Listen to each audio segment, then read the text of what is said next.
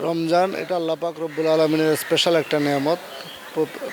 প্রতি বছর এক বছর পরেই আমাদের কাছে 11 মাস পরে মাহে রমজান ফিরে আসে। এটা স্পেশালি আল্লাহর পক্ষ থেকে দেয়া। এখানে রহমত, মাগফিরাত এবং নাজাতের কথা বলা হয়েছে।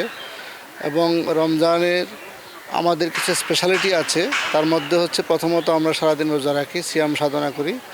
সারা মুসলিম বিশ্বের সমস্ত মুসলমানরাই সিয়াম সাধনা করে থাকেন।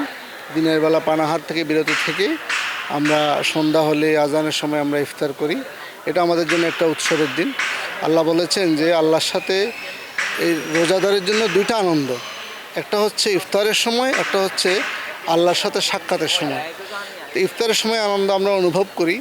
এটা আমরা বিশেষ করে আমাদের বাংলাদেশের যে সামাজিক চিত্র, সেটা হচ্ছে আমরা যেটা দেখি যে ইফতারের সময় যখন হয় তখন একটা উৎসবমুখর পরিবেশ হয়। সেটা আমাদের ঢাকা বিশ্ববিদ্যালয়ে ক্যাম্পাসে হোক বা বাইরে হোক, আমাদের পরিবারে হোক, আমরা একসাথে সবাই বসে ইফতার করি। প্রথম 10 দিন যে রহমতের কথা বলা হয়েছে এবং দ্বিতীয় 10 দিনকে মাগফিরাত এবং তৃতীয় 10 দিনকে নাজাতের কথা বলা হয়েছে। অর্থাৎ বান্দা যদি 11 মাস যদি কোনো কারণে গুনাহ করেও থাকেন, জেনে বা না জেনে, তাহলে তার জন্য মুক্তির এই 1 মাসটা নির্ধারণ করে দেওয়া হয়েছে।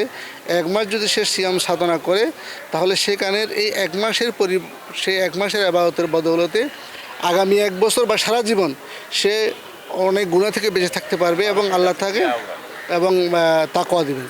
মানুষের ভাষায় আহ্বান হচ্ছে এটাই যে মাহে রমজানকে আমরা, যেহেতু আল্লাহর পক্ষ থেকে একটা স্পেশাল একটা নিয়ামত আমাদের জন্য দেওয়া হয়েছে, মুক্তির বার্তা, সেটা আমরা যদি সিয়াম সাধনা পালন করি এবং সিয়াম সাধনা করি, তার মাধ্যমে আমাদের মুক্তির পথ নিহিত রয়েছে।